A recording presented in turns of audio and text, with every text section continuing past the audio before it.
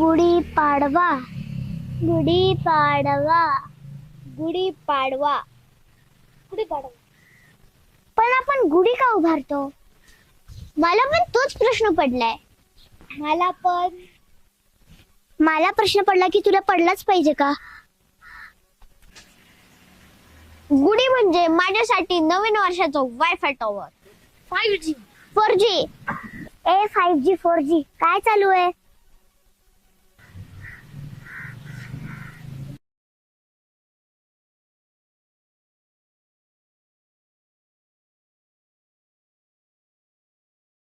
मला वाटतं यामागे काहीतरी ऐतिहासिक, हिस्टॉरिकल, सायंटिफिक, वैज्ञानिक कारण असणार.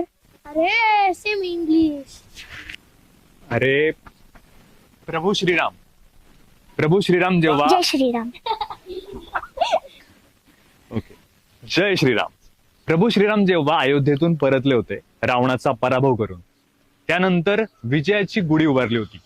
आणि हीच परंपरा जपत आज आपण सगळे गुढीपाडवा साजरा करतोय. गुढीला एवढ्या गोष्टी का लावतात? वर डेकोरेशन. अरे उगाचच नाही, याला काहीतरी अर्थ आहे.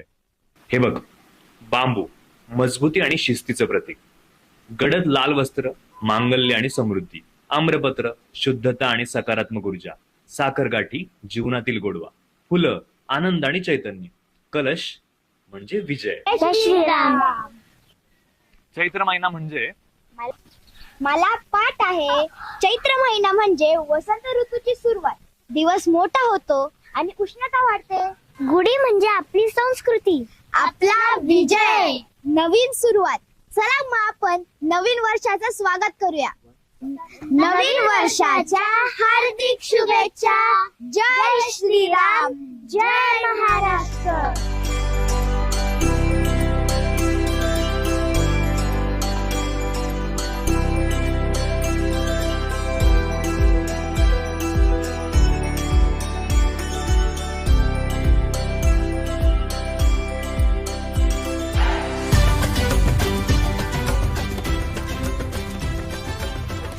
गुढीपाडव्याच्या सर्वांना हार्दिक शुभेच्छा.